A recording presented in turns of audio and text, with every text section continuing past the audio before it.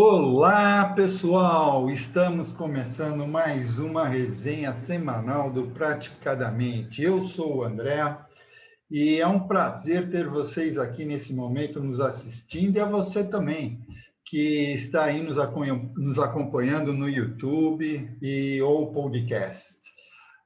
Hoje estamos aqui com um convidado especial, que é o Dr. Arthur Bassan, que é advogado, professor, mestre e doutor pela Unicinos, né? Pesquisador de direito digital, e fez recentemente um lançamento do seu livro, que é Publicidade Digital e Proteção de Dados Pessoais. Além disso, ele é hipnólogo e também especialista em hipnose clínica. Ele está aqui conosco para falar sobre um tema que eu tenho certeza que tem muitos que têm essa curiosidade, que é sobre das leis, né, aplicadas à hipnoterapia. Mas antes de passar para o nosso convidado, eu gostaria também de lembrar vocês que estamos em todas as mídias, no WhatsApp, no Instagram, no YouTube, Facebook e no Spotify, ok? Então, doutor Arthur Bassan, é com você. Passo a bola. Boa noite, pessoal. Obrigado, André, pelo convite, pela recepção carinhosa aqui, né? Podem ver que tem um merchan subliminar aqui do meu livro que você mencionou aqui atrás.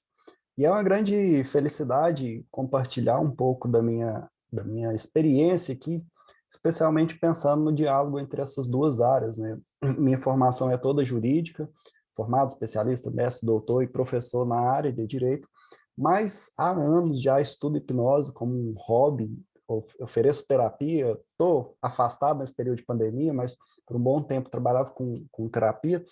Minha área, a área mesmo, dentro da hipnose, era de entretenimento, palestras, shows, esse tipo de coisa, cursos voltados também para auto-hipnose e estudos, mas sempre dialoguei entre um pouco ali de psicologia, um pouco do direito, até a minha tese que deu origem a esse livro aqui foi uma busca por esse conjunto, né, de assuntos que me interessam. O uso da hipnose na publicidade foi um assunto que passou pelo meu estudo de doutoramento. E aí eu vim aqui com essa missão, um convite muito gentil da Gisele, que inclusive participou do Hipnoday, onde eu estava lá também como palestrante, para falar um pouco para vocês sobre isso, né? As leis ou a hipnoterapia e a regulamentação, o que a gente tem a respeito disso. E eu inicio aqui contando uma história para vocês, história real. Imaginem o seguinte, eu estava começando a prática de hipnose, estava aprendendo, fazendo os primeiros cursos ali, e era uma época em que eu tinha um grupo, um outro amigo, Lucas, e o Ivando, nós éramos lá de Uberlândia, a gente ia para a rua treinar. Uberlândia, eu não sei se vocês conhecem, mas tem um espaço muito bonito, que é o chamado Parque do Sabiá. Imagina um lugar fantástico. É um lago onde existe uma pista de caminhada, corrida de cerca de 5 quilômetros, tem um zoológico, tem barraquinhas com música ao vivo e toda semana, no período da noite, a prefeitura disponibiliza ali profissionais para oferecerem danças e práticas para o pessoal idoso, enfim, um local que, para quem pratica hipnose, tem tudo que a gente mais precisa. Pessoas descontraídas, um ambiente ao ar livre, com grama e tudo. Então, a gente ia para lá, eu, esse amigo meu, Lucas, que hoje é mais conhecido como Lucas Naves, e o Ivando, que é um outro amigo nosso lá de Uberlândia, a gente aprendendo na época, íamos lá para o Sabiá, com a plaquinha, né, hipnose gratuita, e ali era onde a coisa acontecia, né? Mas veja que interessante, no começo, nós assim, todos nós três começando, aquela insegurança, não sabia bem, colava a mão, a gente ficava feliz e tal. Só que deu 2, 3 meses de prática, o Lucas era o mais entusiasta, ele estava lá sempre, né, sábados, domingos, a gente começou a acertar no entretenimento. Então a gente conseguia fazer práticas legais, não só essas práticas de colar a mão, as coisas, mas fazer o pessoal alucinar e tudo. E aquilo gerava uma bagunça gigantesca, né? Virava um show, realmente, né? Eu lembro de dias assim, domingo à tarde, que a gente reunia cerca de 100 pessoas ali ao redor, todo mundo interessado e rindo e se divertindo. E aí, isso começou a incomodar o pessoal da segurança do parque. E um belo dia eles chegaram e falaram, olha, a partir de agora vocês não podem fazer isso aí, né? Fala, vocês não podem fazer isso aí. Fazer isso aí o quê? Não, estão fazendo um negócio aí com o pessoal aí, sacaneando a galera e tudo. E um público jovem lá, então era muito adolescente, e eles adoravam isso, né? Tinha uma prática que a gente gostava de fazer mesmo, é colocar a pessoa na Disney, né? Você agora tá na Disney, e a pessoa viu o Pato Donald, enfim, né? Tudo quanto é tipo de personagem ali, aquilo era uma coisa encantadora dentro de um parque, né? Que tinha inclusive o clima. E eu lembro que à época já estava eu estava na faculdade à época fazendo direito e aí eu e o Lucas fomos pesquisar, né? Poxa, mas pô, o cara é um parque, é público, vão proibir com base no quê, né? O guardião simplesmente falou que não queria mais ver a gente lá. E aí veio a pesquisa para descobrir, será que existe alguma lei que proíbe eu fazer hipnose em algum lugar, né? E veja que nesse meio termo, estávamos numa época assim meio empolgados, né, aprendendo essa magia. A gente queria fazer isso no shopping, então no shopping eles correram com a gente, mas o shopping é um espaço privado, então é respeitar. E aí, investigando, a gente descobriu que em 1960, Jânio Quadro, ele elaborou uma lei que proibia realmente a hipnose, mas proibia a hipnose de entretenimento, dentre outras atividades artísticas que eles enquadravam ali como uma atividade de entretenimento. Isso, inclusive, né, veja como o conhecimento é importante. Isso, inclusive, me traz uma crítica muito forte. Esses dias eu estava brincando com colegas da hipnose que defendem ditadura militar.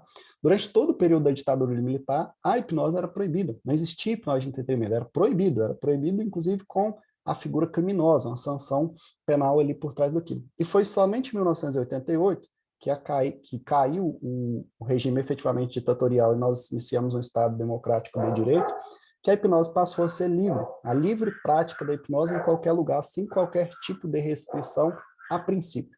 Então a gente pode iniciar o nosso bate-papo aqui, e eu já brinco com vocês que eu vivi na pele isso aqui, né? Existe um preconceito gigantesco, histórico, inclusive, que vai dizer exatamente isso, né? Olha, será que pode ou não pode? Qual a formação que você precisa ter? Enfim. E aí a gente chega à primeira conclusão. Pode, a hipnose é uma prática liberada para qualquer tipo de profissional. Você pode praticar a hipnose não só na rua, mas em ambientes terapêuticos, com a que a gente chama de hipnose clínica ou hipnoterapia, ou terapia com o uso de hipnose, enfim, qual seja a denominação, ela é permitida, ela é autorizada, tendo em vista que no Brasil nós fazemos o seguinte raciocínio: para as pessoas privadas, pessoas particulares, aquelas que não representam o Estado, você só é proibido de fazer aquilo que a lei expressamente o proíbe. Então, se não existe proibição, fazendo a análise contrário senso, está permitido. Não existe nenhuma proibição da prática da hipnose, consequentemente, ela é uma prática permitida. Ok, mas aí a gente começa a pensar em alguns problemas. E quais seriam esses problemas? A título de entretenimento, a título de ir para a praça, street hipnose, enfim, todas essas situações, tá totalmente legalize, como dizem os jovens aí.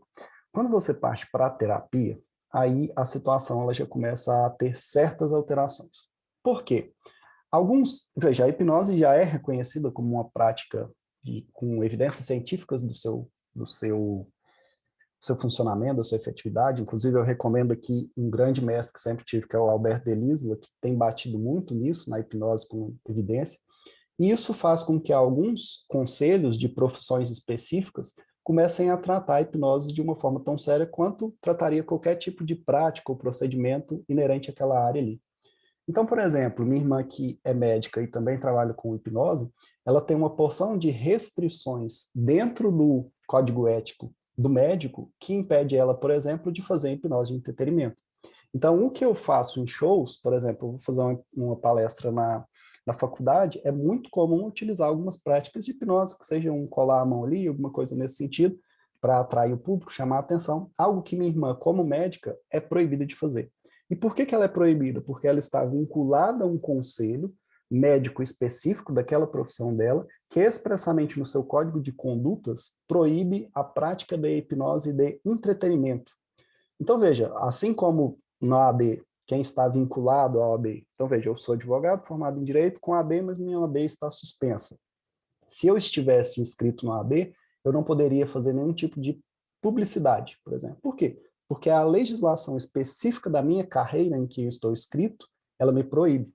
Então, o que eu quero dizer para vocês aqui é o seguinte: A hipnose em si, inclusive terapia, ela é de liberdade total. Salvo se você estiver inscrito em algum tipo de conselho de profissão específica, e aí para cada conselho eu já não vou poder ajudar tanto assim, porque você tem vários conselhos. Você tem o de psicologia, você tem o conselho de odontologia, às vezes o de fisioterapia, como o, o professor, esqueci, Giancarlo, né? Giancarlo Russo também, com quem eu tive o prazer de conhecer, é fisioterapeuta, trabalha com hipnose. Então, você tem várias profissões que possibilitam a aplicação da hipnose e que vão regulamentar para os profissionais daquela área ali de maneira específica.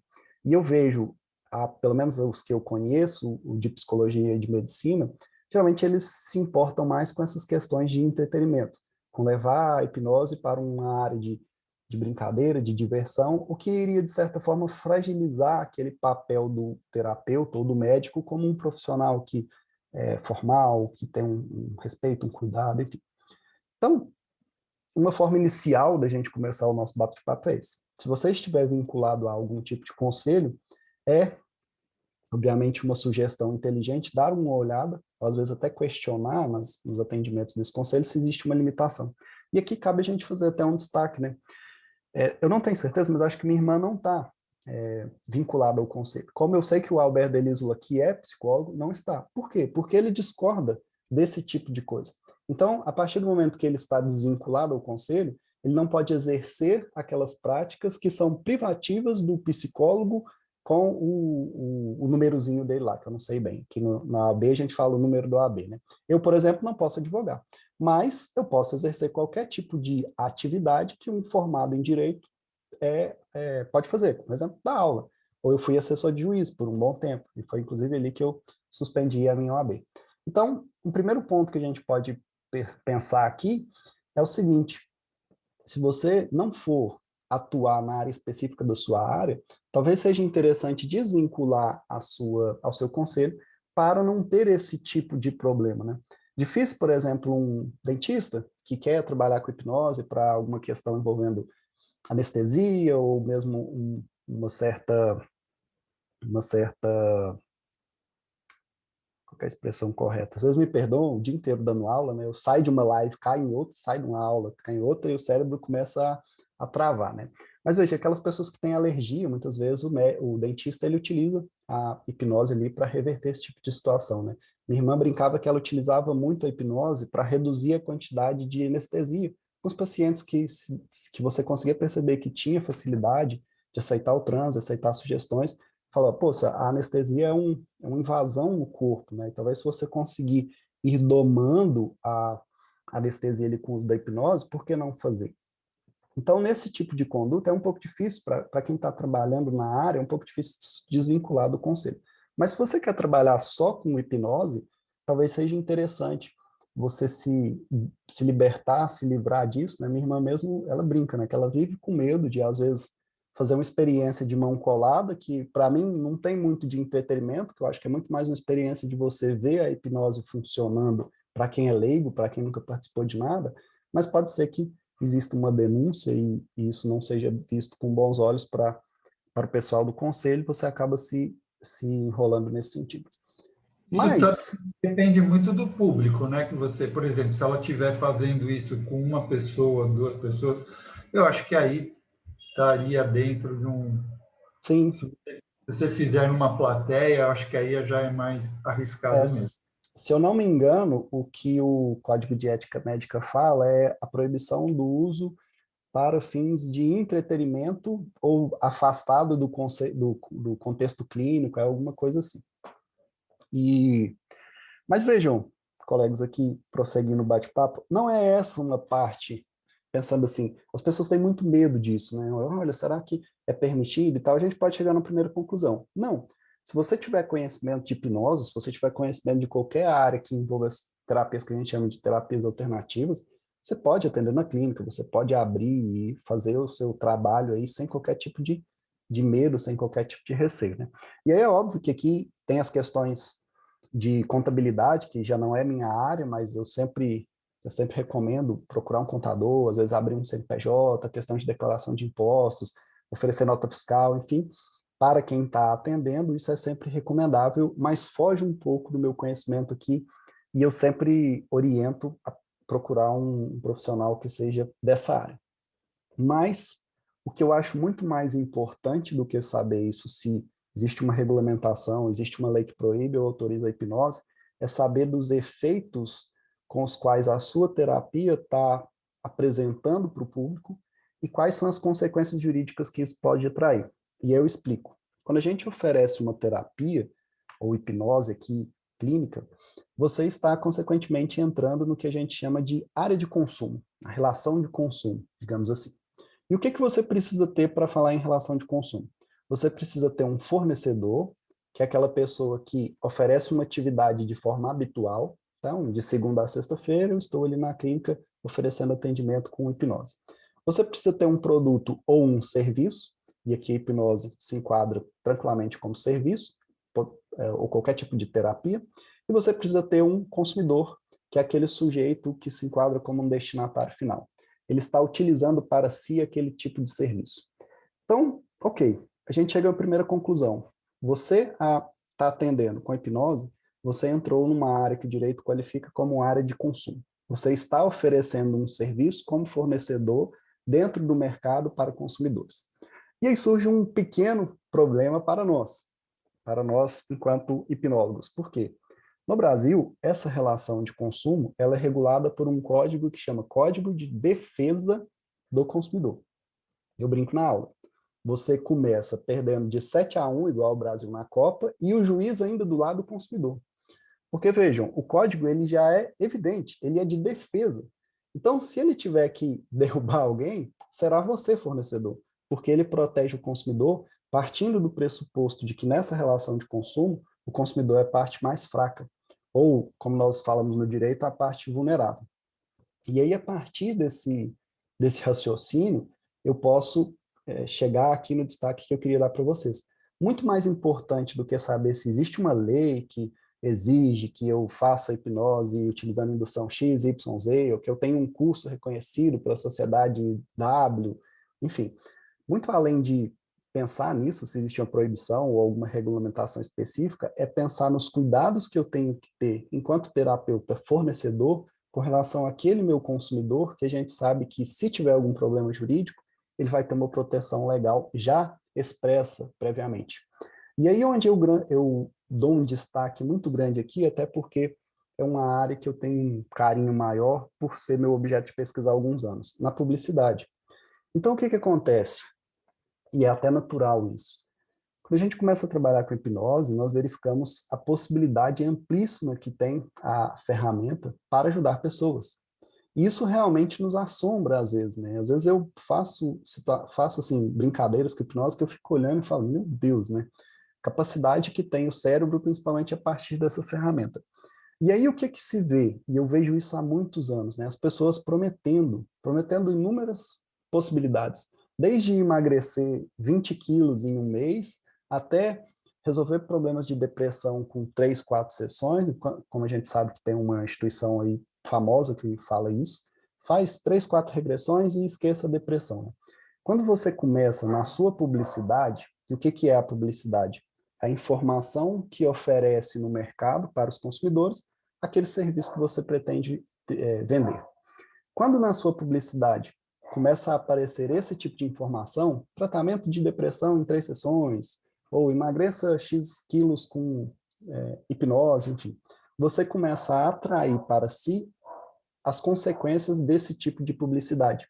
Uma delas, aquela oferta precisa ser cumprida. A oferta obriga, como diz o código. Então, se você fala que o sujeito vai emagrecer 20 quilos com hipnose, e já aconteceu, né? Eu já atendi uma moça, que ela até falou, né? Eu vou pegar um ônibus aqui, vou viajar não sei quantos quilômetros, que tem hipnoterapeuta lá que falou que em 15 dias eu vou perder 12 quilos, né? E ele faz a redução em 40% do meu estômago. Veja, o profissional, vou chamar ele aqui de colega, de forma muito respeitosa, ele dava até detalhes, né, de como, né, ele faz uma cirurgia gástrica, hipnótica, e veja, ele dava esses detalhes, e de acordo com o código, se você der esses detalhes, você precisa cumprir. Inclusive, é uma propaganda, uma publicidade, né, muito famosa que a gente tinha é aquele quer pagar quanto, né? Não sei se vocês perceberam que sumiu, né? Das Casas Bahia, quer pagar quanto, né? Qual o problema de um tipo de publicidade como essa?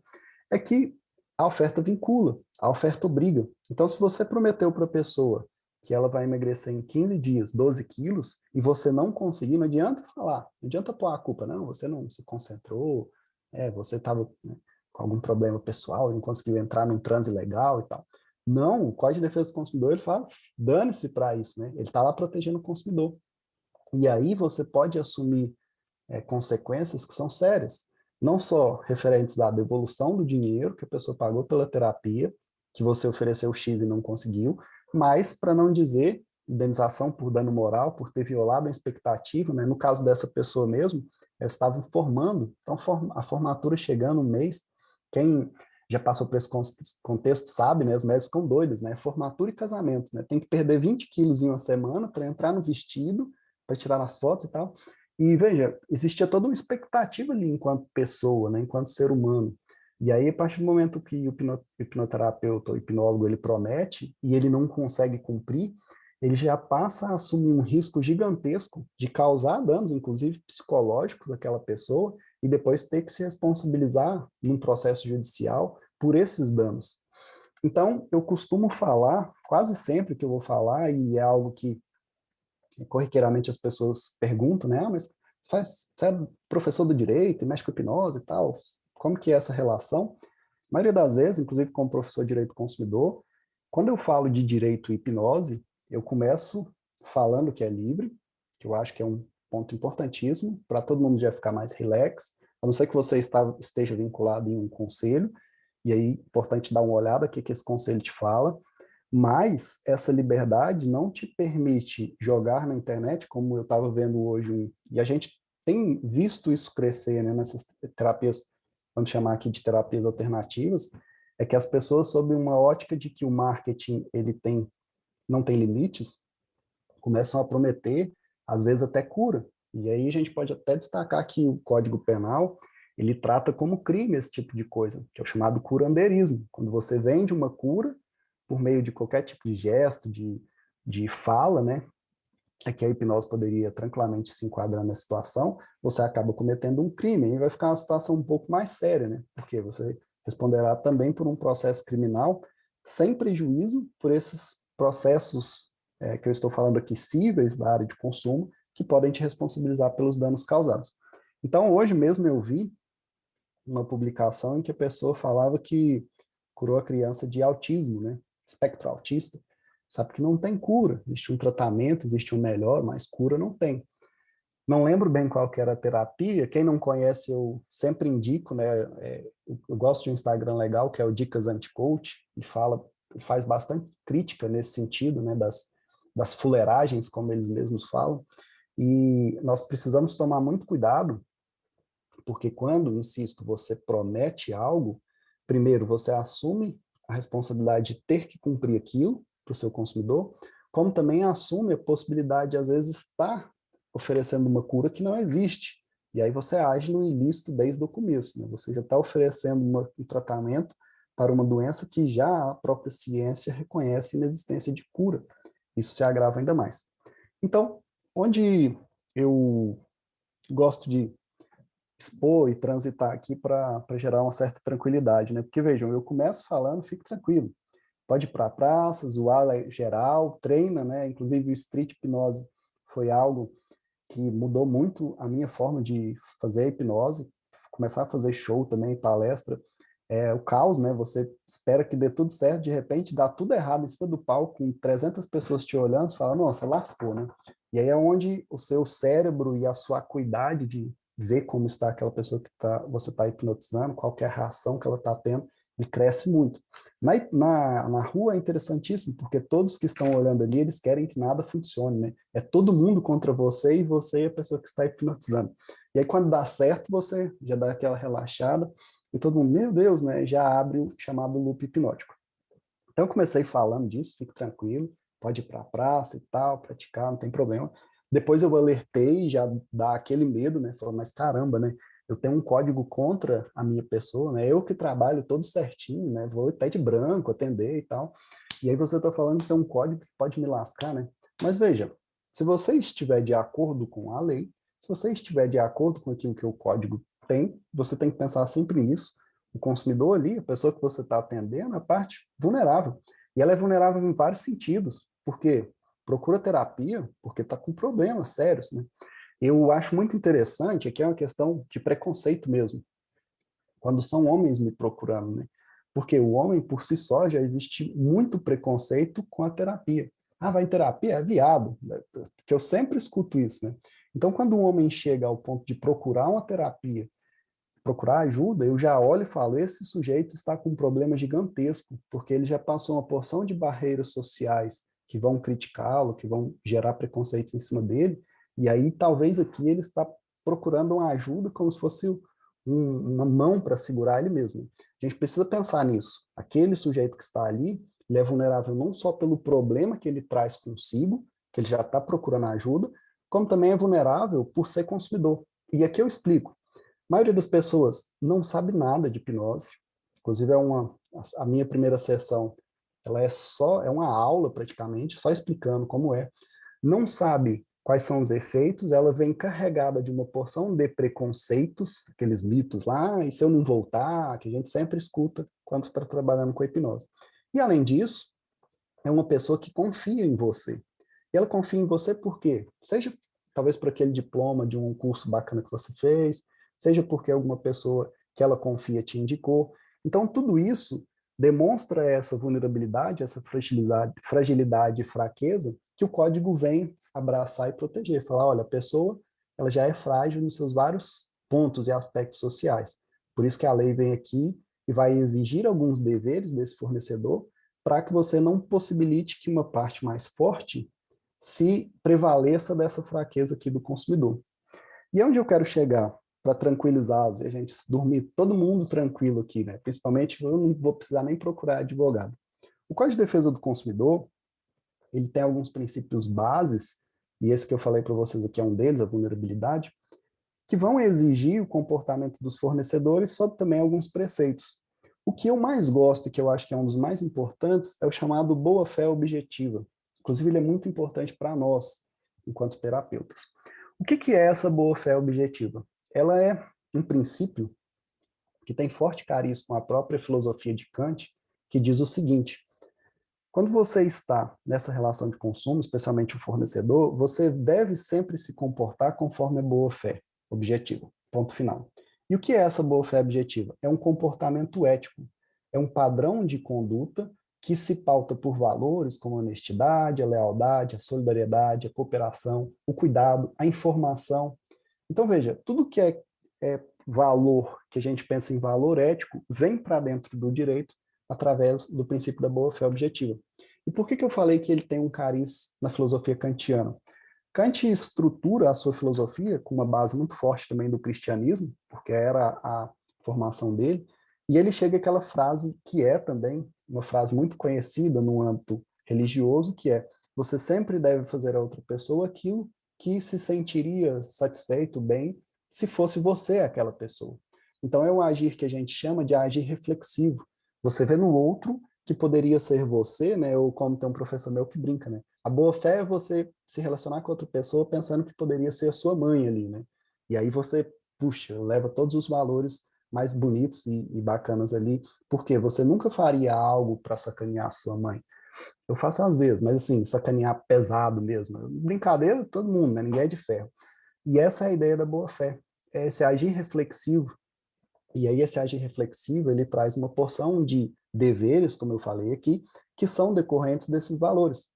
A boa-fé, portanto, traz honestidade, traz a proteção, cuidado, enfim. Então, para dar um exemplo para vocês aqui, é muito comum a gente pegar o paciente ou cliente, seja lá como você queira chamá-lo, que está medicando, está tomando medicação.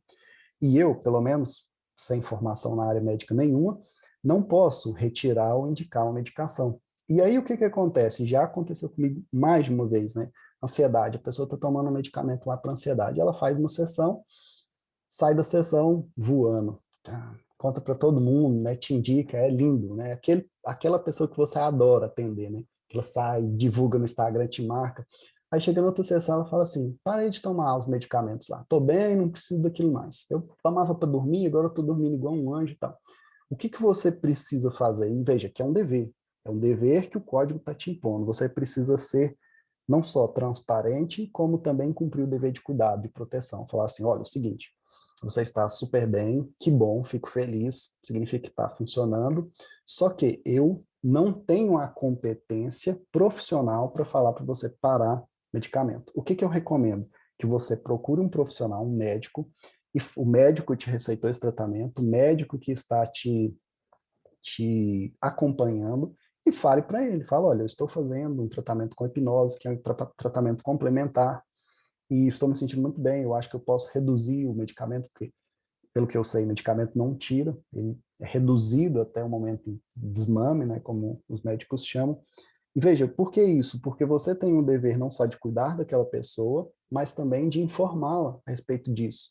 E às vezes a gente fica assim, né? Não, eu sou foda, dane-se o médico, né? Esse médico psiquiatra só dá medicamento, né? Foda-se medicamento, a pessoa tá bem. A gente fica nessa ânsia, né? Mas isso é uma ignorância gigantesca. Por quê? Pelo menos da minha parte, eu não sou médico. Então não sei o que que tirar aquele medicamento pode causar na pessoa.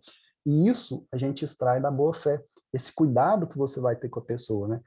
Olha que interessante, eu já peguei o caso de uma mulher e eu sempre pergunto, você está fazendo acompanhamento com um psicólogo? Você está fazendo acompanhamento com um médico? E oriento, falo, olha, a hipnose, ela é um tratamento complementar. Talvez seja interessante você procurar um psicólogo, procurar um psiquiatra, porque você terá uma posição multidisciplinar da sua situação.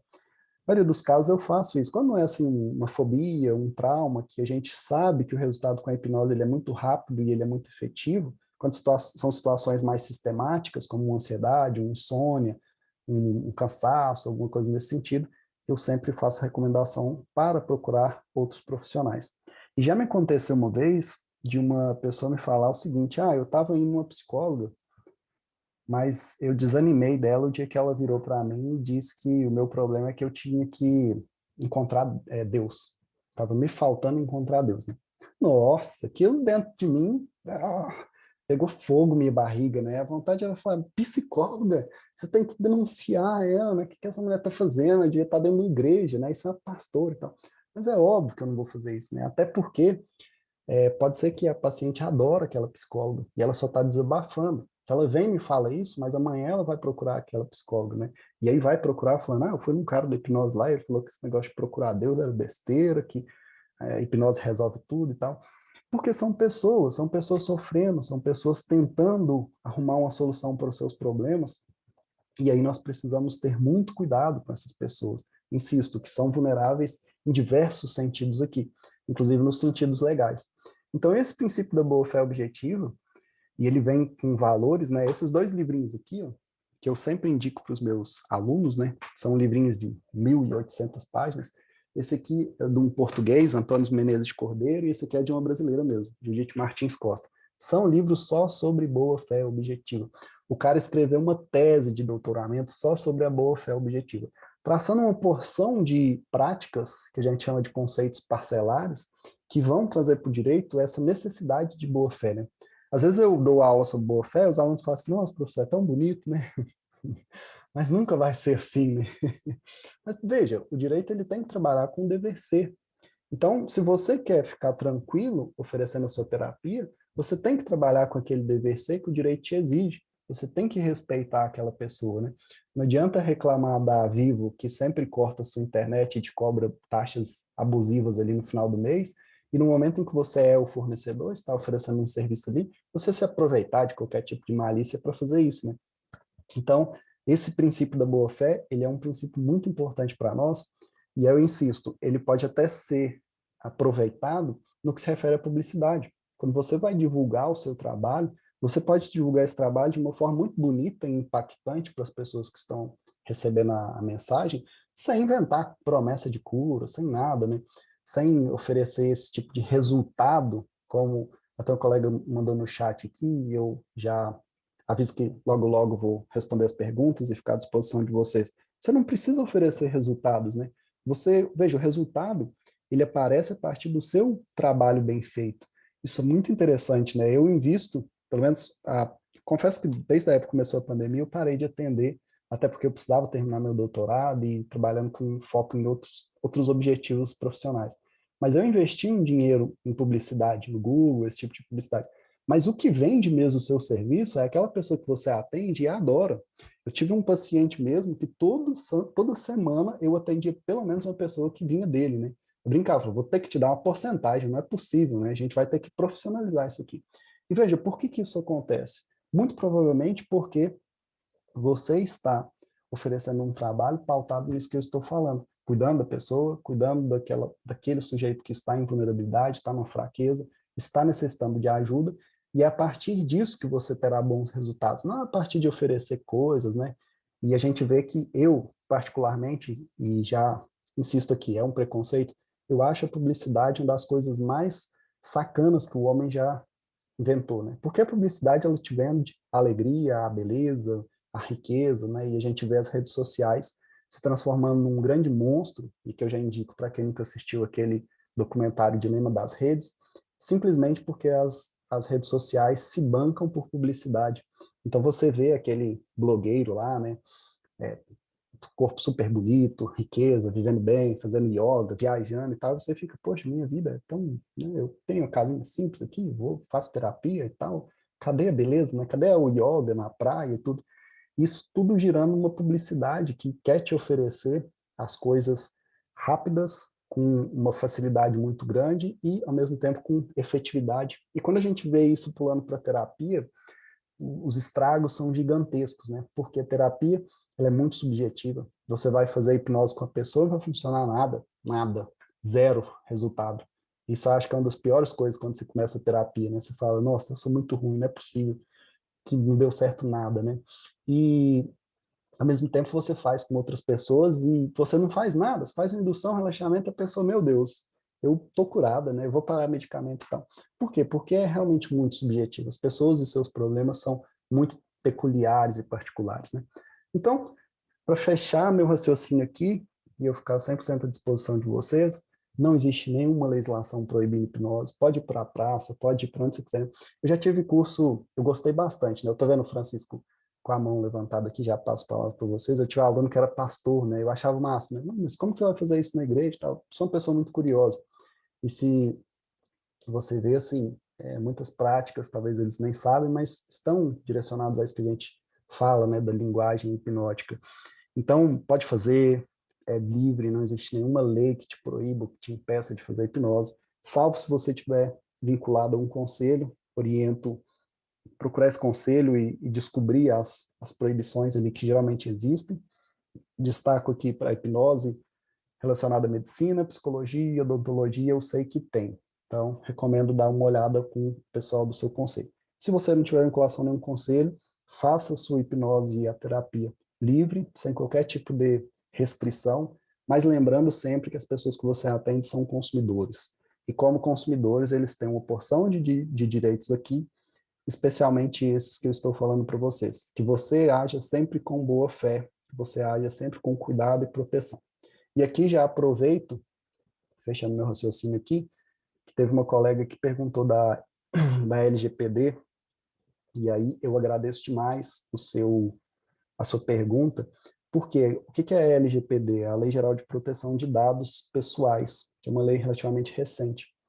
E o que essa lei fala, de forma bem resumida? Que aquelas pessoas que trabalham com dados, informações capazes de individualizar as pessoas, ela é responsável por aquele tipo de dado.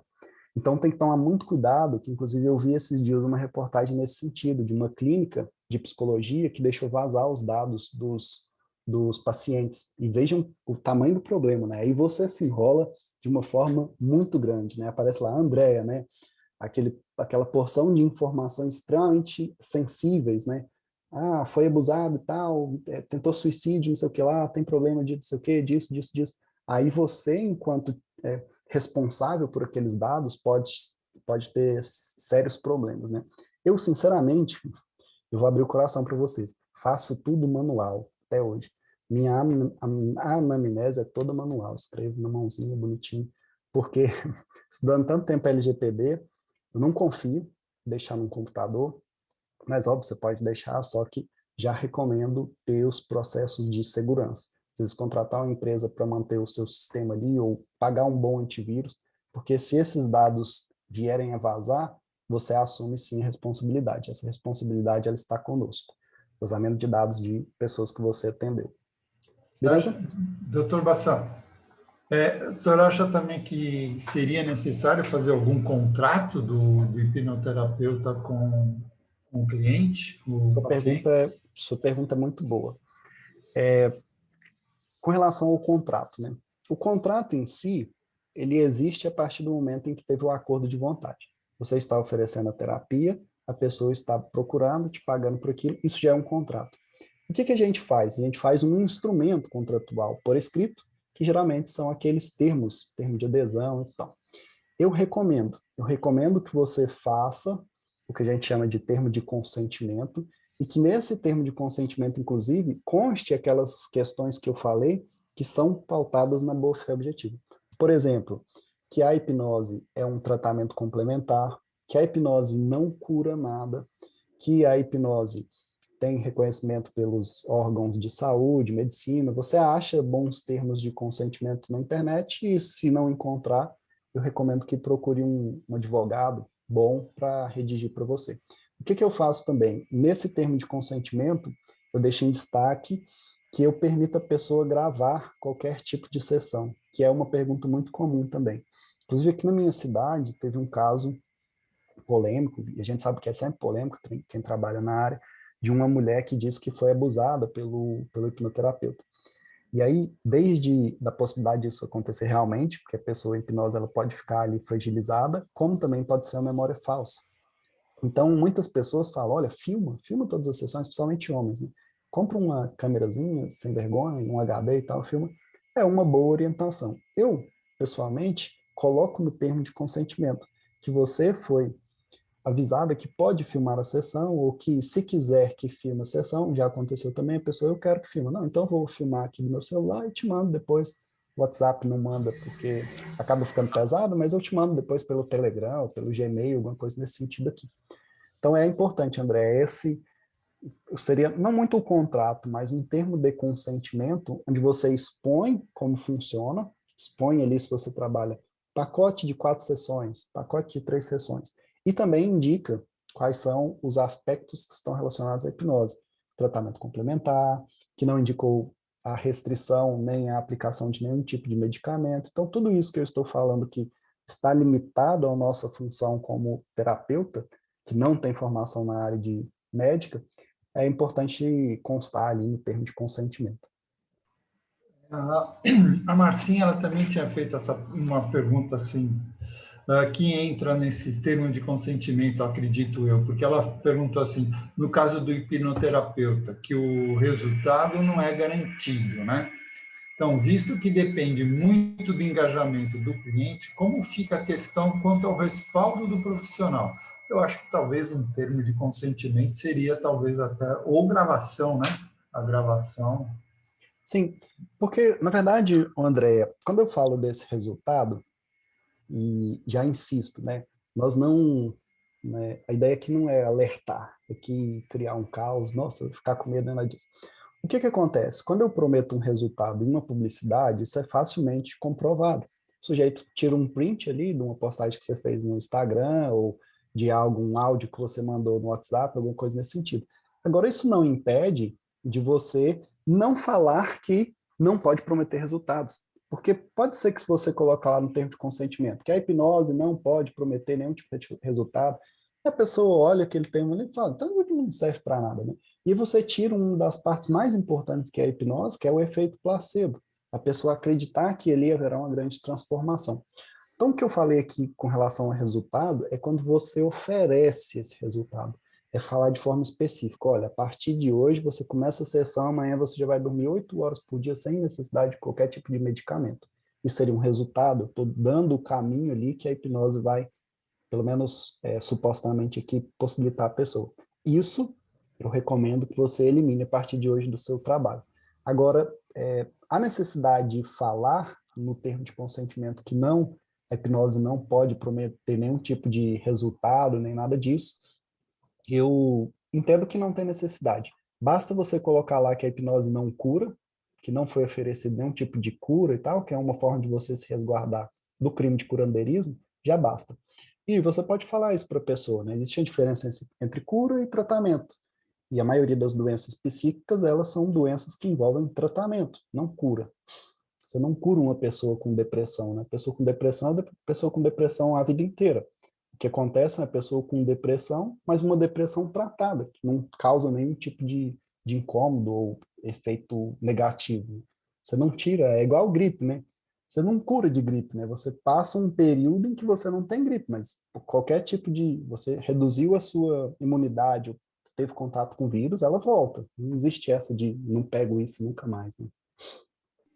Nesse caso, aparentemente, parece que a gente está falando do atendimento, assim, não online, né? Um presencial. O Isso. online teria diferença?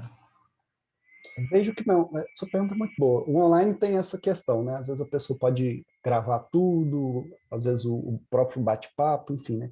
Eu vejo que o online você poderia fazer exatamente o mesmo. O meu termo de consentimento, ele é um termozinho padrão. Então, envia o termo para a pessoa, fala, olha, por favor, assine, me envie a via. No termo constando isso que eu mencionei para você, que não tem cura, que a pessoa pode gravar se ela quiser, que o a hipnose é uma terapia complementar, que indica-se acompanhamento de um médico, de um psicólogo, enfim, mas sem falar em resultados, né? Eu gosto de não falar em resultados. Apesar do pessoal às vezes perguntar, falar assim, você acha que quantas sessões são precisas? Aí geralmente eu falo, olha, a gente vai trabalhar, vai verificar como que você está se saindo, vai verificar como tem sido os efeitos da hipnose no seu problema, enfim. A minha sugestão é jamais fale um resultado específico, palpável. Você pode falar assim, 3 sessões, 4 sessões, você está livre disso, alguma coisa nesse sentido. É quase que ir levando na conversa mesmo, né? Você, olha, vamos ver o quanto você vai melhorar, talvez você possa melhorar ainda mais. E a ideia é mais ou menos nesse sentido. Te respondi? Sim, tá perfeito. Na realidade, o Assis, o Francisco Assis, ele perguntou, quando você comentou sobre o livro Boa Fé Objetiva, ele perguntou qual que é o nome do autor. Ah, sim. Ele chama Antônio Menezes Cordeiro. Deixa eu ver se vai dar para ver aqui. A boa fé no direito civil. Um livrinho Antônio muito... Menezes Cordeiro. Isto. Olá, Assis, anota aí. Aí, porventura, não consegui encontrar, é só me mandar uma mensagem que eu encaminho. Tá. Assis, você quer fazer alguma pergunta? Pode abrir teu microfone. Consegue?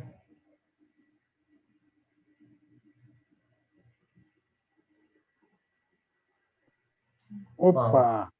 Bom, boa noite para vocês. Tá excelente o dia de hoje. As perguntas que eu queria fazer, ele já deu a resposta já no início da conversa, né? E as outras que eu queria fazer, como o André fez a pergunta e ele respondeu. Mas agora eu já abusando um pouco da boa vontade desse trabalho todo seu, queria te fazer uma pergunta.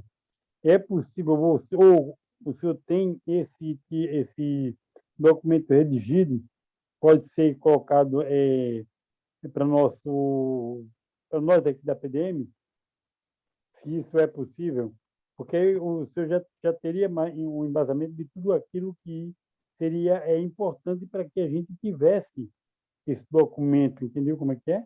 A gente poder sempre ter, a gente tirar cópias e passar. Se é possível isso, se não for possível, você me diz, não tem problema. E, se for o caso, você pode até cobrar por esse seu trabalho. Isso aí é o importante é a gente ter esse documento, esse papel, bem redigido, assim como o senhor definiu. Essa é a minha Beleza, pergunta. Assis. Eu não sei se eu falei aqui no começo, mas eu sou da área do direito e trabalho com hipnose, mas eu leio mentes também. Por isso que eu respondi as suas perguntas. Estava vendo o seu olhar aqui e eu fui captando. Mas veja, eu mando sim, esse termo meu de consentimento é um termo bem simples. Eu não gosto muito de colocar muitas informações, porque a minha ideia é a seguinte: o paciente tem, e ele já está ali naquela situação de ansiedade, sempre a primeira sessão, então eu quero que ele leia rápido, de forma tranquila, e entenda o que está escrito ali. Então, uma páginazinha simples, onde fala lá mais ou menos o que é a hipnose, como ela funciona, que ela não tem nenhum tipo de promete cura, né? Não é algo complexo, né? Olhei alguns termos de consentimento de alguns colegas que eu admiro e fiz um modelinho bem simples. Eu compartilho para você sim, sem problema. Só que eu sempre indico, né? Talvez você tenha algo ali que não te incomode, né? Por exemplo, eu não gravo sessões. Tem amigo meu que fala, eu gravo todas. Então, eu coloco no meu termo de consentimento que a sessão pode ser gravada. Se você acha interessante gravar, coloca lá que a sessão é gravada, que a pessoa pode ter acesso àquela gravação. Pensando na LGPD aqui, que as informações são sigilosas, né? Então, essa, toda essa informação que é essencial da pessoa saber ali, é importante estar no consentimento, mas sem escrever um contrato gigantesco, 100 páginas que ninguém lê, né? Como esses termos de site, né? Você baixa lá um aplicativo, tem termos de uso, 200 e tantas páginas, não vou ler isso, aceito os termos e dane-se. Aqui não, aqui a gente quer que a pessoa leia até para ela ficar mais tranquila ali com relação ao tratamento e o que vai ser feito. Ok. Obrigado aí pela atenção.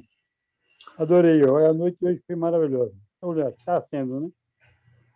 Isso aí, perfeito. Sabe que também teve algumas perguntas já há algum tempo e também fizeram essa pergunta no nosso Instagram lá, sobre a hipnoterapia no órgão público, na saúde pública. Você sabe se tem alguma regulamentação para exercer isso? Tem sim, André.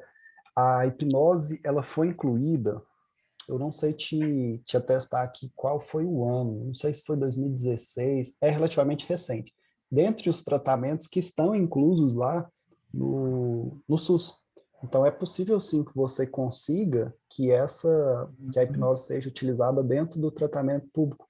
Assim como tem outras que não estão relacionadas a... Inclusive, foi muito criticada essa ampliação, né? Colocou algumas espécies de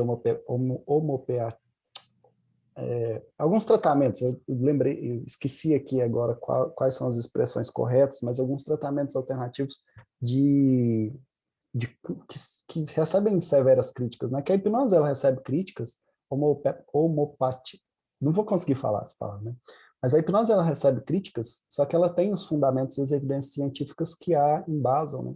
Inclusive eu tenho o livrinho do Marlos Vinícius, não sei se vocês já tiveram acesso, infelizmente um profissional que faleceu, que é um livrinho bacana com relação a uma porção de referências científicas e pesquisas, e o Alberto tem sido também um expoente forte nisso, de trazer um pouco da ciência para a hipnose, que acaba nos dando um pouco mais de tranquilidade com relação a isso. Mas existem terapias que são conhecidas como terapias alternativas que sofrem severas críticas, né, de profissionais da psicologia, de profissionais das áreas das ciências médicas. Eu tenho visto algumas que têm sido muito criticadas e sei que foram incluídas nessas terapias oferecidas pelo SUS. Então, essa ampliação ela foi criticada, mas a hipnose, que é reconstelação, muito obrigado, Márcio. Eu acho que está tudo isso aí, né? A constelação é uma que eu vejo tem apanhado bastante, né, dos psicólogos, e inclusive no direito, eu sei de um juiz que aplica constelação em audiências, ele sofre demais também com críticas.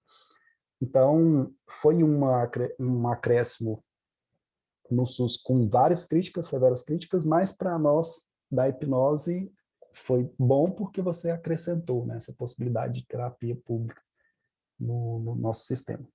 Existe sim, posso descobrir a lei e passar para vocês, eu não sei de cabeça aqui. Não, tudo bem. Perfeito. A Márcia Reis, ela fala, mas acho que o senhor já respondeu. Quanto ao atendimento online, como fazer o de acordo do cliente no termo. Eu acho que talvez uma assinatura, não? Não sei. Sim, uma assinatura, ela é uma, assim, acaba sendo um pouco mais complicado, aquela possibilidade de falar, ter que falar para a pessoa assim, olha, você tem que imprimir essa folha, assinar, me mandar alguma foto, né? Seria possível. Agora, quando a gente fala em aceitar os termos, você pode, talvez, e aí vai da maneira que você acha que seja mais fácil, mais instrumentalizável, vamos dizer assim, você só falar para a pessoa, falar, olha, eu vou te enviar o termo, eu preciso que você me envie um áudio se identificando, olha, meu nome é Arthur, CPF tal, eu li os termos de consentimento e eu aceito. Ou a pessoa pode mandar um vídeo, ou seja a assinatura feita no Paint ali mesmo, mas aí você salva não só o documento que a pessoa te mandou, mas dá um print, às vezes, no WhatsApp, que comprova lá, né? A questão da assinatura em si, ela é uma demonstração que a pessoa concordou, mas não é a assinatura que evidencia para o direito que houve concordância. Você tem uma porção de instrumentos que atestam a concordância. É que a assinatura é um simples, você consegue, olha, assinou aqui, né? Apesar de ser também questionável, pode ser uma assinatura falsa. No meio virtual, a gente tem outras possibilidades, né?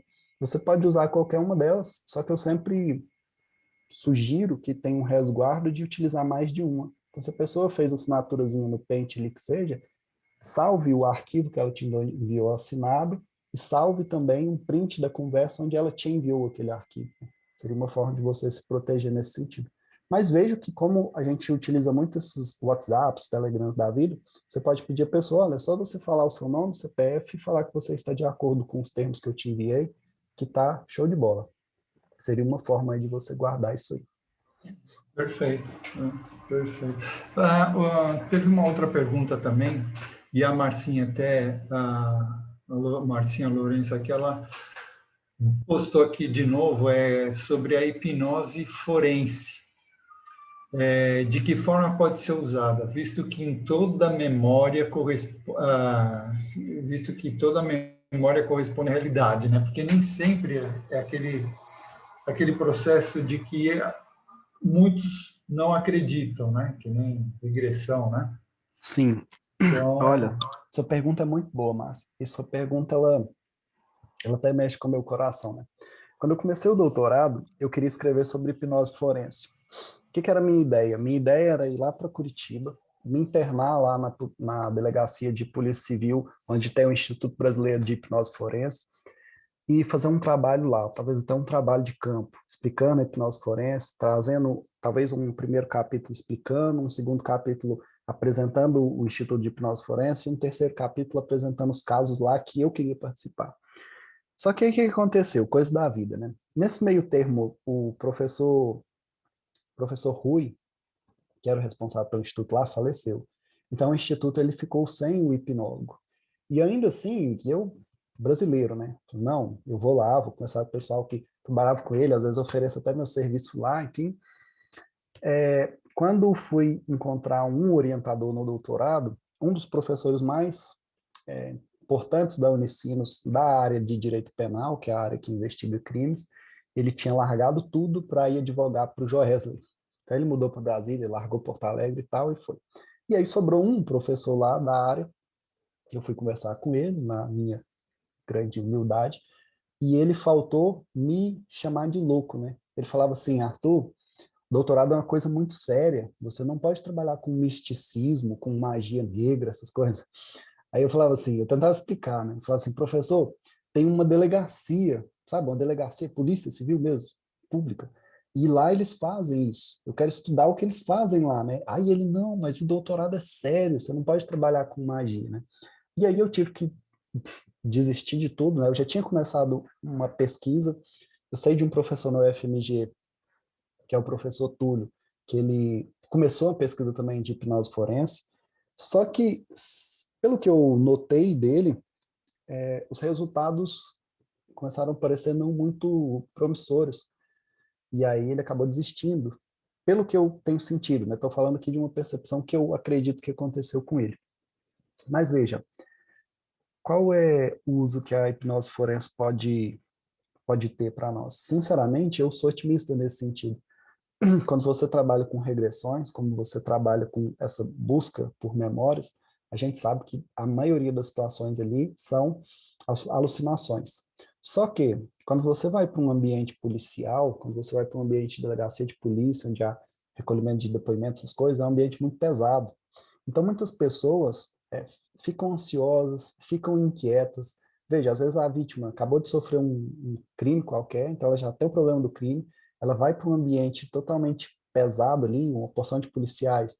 Infelizmente, no Brasil, policial, especialmente civil, pelo menos aqui em Minas, eles têm não são pessoas muito educadas no trato com os outros, eles acham que todo mundo é bandido, então fica tratando as pessoas como se fossem objetos.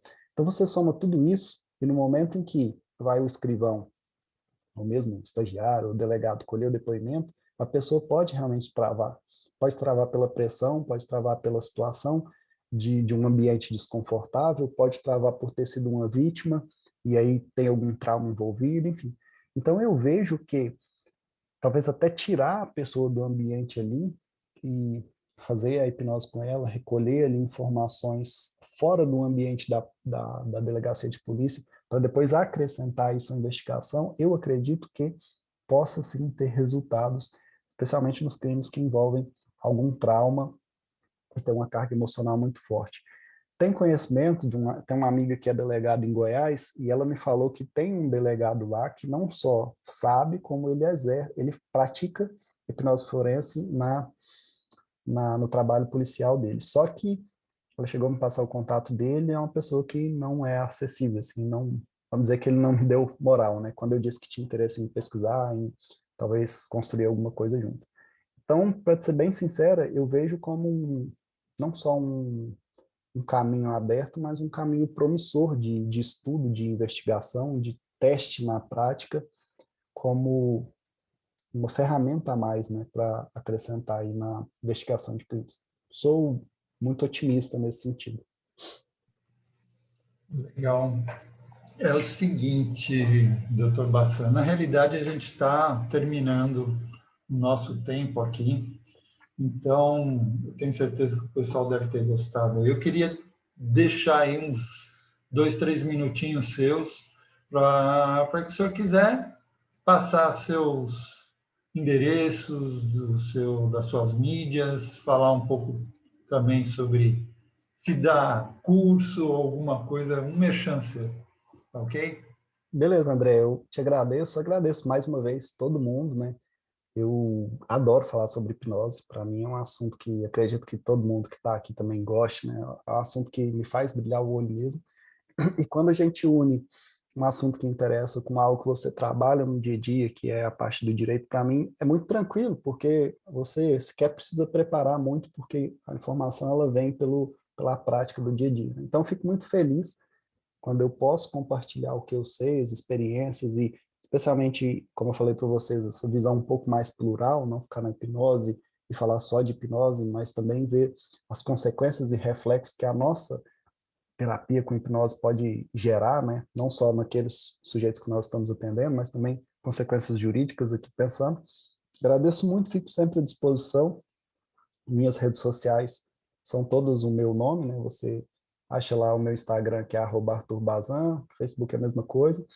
E eu tinha um curso, André, de auto-hipnose, voltado para estudo, para concurso, essas coisas, mas eu estou reformulando ele, eu estou atualizando, mudando algumas coisas, porque o estudo, de uma forma geral, ele faz a gente até discordar de algumas coisas que a gente falava no passado, né? Então, muitas das coisas que eu falava no curso eu já não concordo mais, acrescentando novas técnicas, e por enquanto ele está no limbo, vamos dizer assim, né? Ele está sendo atualizado.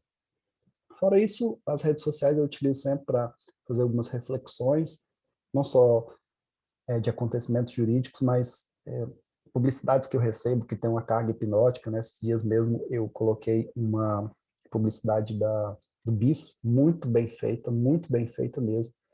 Linguagem hipnótica do começo da publicidade até o final, levantando essa questão, né? Olha, quando eu falo que faço hipnose, muitas pessoas falam, eu não acredito nisso e tal, né? Mas você está consumindo a publicidade, ó, que usa todas as coisas que eu ensino no meu curso de hipnose, né? Desde do IE7 até a linguagem, a mudança de tom, essas coisas, né? Então, quem tiver interesse em dialogar, né, com esses assuntos, eu fico sempre à disposição também de vocês, nas redes sociais lá. Eu estou vendo o Francisco falando aqui de vir mais, eu estou sempre à disposição de vocês, né? Quem eu tenho recomendado, pois estou por perto e confirmo e dou toda a credibilidade, é minha irmã, né? A gente estuda hipnose junto, vamos dizer assim, juntos, mas é um levando o outro para um curso, né? Minha irmã se tornou amiga do Anthony Jackin, e aí ela é tão sacana que ela encontrava ele, aí pedia para ele gravar vídeos, né? Falando, Arthur, cadê você? E ele é um cara fantástico. Foi um dos primeiros cursos que eu fiz online, foi com o Anthony Jackin, que eu era fã demais. E aí foi até eu conhecer ele, fiz um curso presencial com ele junto com a minha irmã. Então, eu fui fazer o curso do Giancarlo, levei minha irmã, vamos. E é uma pessoa que tem trabalhado só com hipnose. Ela está oferecendo um curso de controle emocional muito legal, não só com técnicas de hipnose, mas com técnicas diversas, né? Então, eu tenho recomendado ela como... eu tenho a participação minha lá no curso dela, então eu tenho recomendado o curso dela, pois não só como irmão, né, como uma pessoa que está apoiando, mas como uma forma de ajudar as pessoas que eu sei que precisam ter esse conhecimento, não só para si, mas também para aplicar na terapia. E é um curso que está fantástico, né? Você acha lá, doutora Natália Bazan, também um sobrenome igual ao meu, e eu sei que ela está lançando o curso dela, né? Está na semana de vendas. Então eu recomendo seguir a minha rede aí. Inclusive ontem eu fiz, né, no meu Instagram uma indicação do curso dela, porque eu, por enquanto, e nesse período de pandemia, eu acabei parando tudo quanto é tipo de questão profissional para reajustar os meus objetivos aqui. Terminei meu doutorado, tenho publicado muitos artigos em revistas, tenho dedicado bastante à universidade em si, já estou preparando um pós-doutorado e acabei deixando um pouco da hipnose de lado, mas em breve eu volto com tudo aí. Eu sou bem sincero, né? Meu negócio é no presencial, eu não consigo, até atendimento online é algo bem subjetivo mesmo, eu não gosto, não acho legal. Curso também online não é o meu forte, eu gosto do touch ali, né? Então, por isso que eu acabei dando uma pausa nesse sentido. Mas eu fico sempre à disposição de vocês. Esse bate-papo aqui é sempre interessante. Perfeito, muito bom. Eu tenho certeza que aqui que todos gostaram. Foi uma noite maravilhosa, bastante informação e com certeza seria interessante mesmo a gente ter outra vez aqui e a gente continuar esse papo, né? Talvez esticar ele um pouco mais e poder a gente até esclarecer mais dúvidas, porque dúvidas sempre a gente tem, né? Então, sempre a gente pode ter mais assuntos dentro desse tema. Então, eu quero aqui... te interromper aqui, André, rapidão. Sim. Eu vi a Gisele falando aí da minha irmã, né? Esses dias eu brinquei com ela, falei, Natália, vamos fazer uma live aqui para falar só de hipnose e ansiedade, né? E, André, a gente falou quase 2 horas, né? Ela fala um pouco, eu contar um pouco das minhas experiências, porque como professor eu vejo os alunos sofrendo muito com ansiedade, né? É um problema, assim, quando você vai para o mundo acadêmico é assustador, né? Quando fala em OAB, né, os alunos e surtam mesmo, e falando sem brincadeira, de perder sono, de começar a ter que tomar medicamento e tudo. Então, a gente acabou conversando, e foi uma conversa mesmo, totalmente informal, e é bem legal, inclusive, fico aqui à disposição de vocês, posso falar com ela, né? Talvez algum dia a gente venha aqui trocar alguma ideia nesse sentido. E eu sempre falo, ela tem muito mais conhecimento que eu no assunto, porque tem trabalhado tão somente com isso, né? Ela está trabalhando só com hipnose. Então, eu acho que não tem como você comparar, né? Eu que estudo como uma diversão, um hobby, e hora ou outra faço uma outra terapia, com a pessoa que está fazendo só aquilo há alguns anos já. Então é isso, eu agradeço demais e fico à disposição de vocês. Perfeito. A Gisele até disse, que bom, muito bom. Vamos depois, então, a gente poder esquentar isso daí e botar para frente. Quem sabe mais uma noite aqui das resenhas do Praticadamente. Perfeito. É Natália, né? Natália Bassan, é isso? Isso, eu Tá. até coloquei aqui no chat aqui o link do Instagram dela. Tá. Legal. Perfeito. Então, a gente vai aqui... Na realidade, a gente sempre... Eu esqueci de te falar, mas a gente sempre tem, antes de todas as resenhas, a gente tem um esquenta e tem também o depois da resenha, que é o after. Então, a gente sempre vai lá para o Instagram, depois que a gente sair daqui, a gente vai lá para o Instagram, rapidinho, conversa o que aconteceu, assim, 10 minutinhos, 5 a 10 minutinhos, o que aconteceu dentro da resenha. Qual foi o tema, o que trouxe, o pessoal gostou, não gostou. Se a gente convida também o nosso palestrante, se quiser participar de lá e falar alguma coisa a mais, e se tiver alguma outra pergunta também, né? A gente nunca sabe. Então, a gente vai estar participando aí, vai estar no after, depois da resenha lá no Instagram. Daqui a pouquinho a gente entra lá. E lembrando a todos aqui que, para vocês que estão aqui, que participaram do nosso ao vivo, que entrem lá nas nossas mídias, que a gente... estamos lá no Instagram, no YouTube, no Spotify, no Facebook. Se você está aí no Facebook assistindo a gente ou no YouTube, dá o seu like, tá? Dá o seu like, porque vai colaborar com o canal e fazer com que a gente cresça mais e também passe para mais pessoas todas essas informações que a gente tem aqui. Ok? Então, uma boa noite a todos e a gente se vê na próxima resenha do Praticadamente. Até lá, pessoal! Até lá, Marcinha, vou te chamar.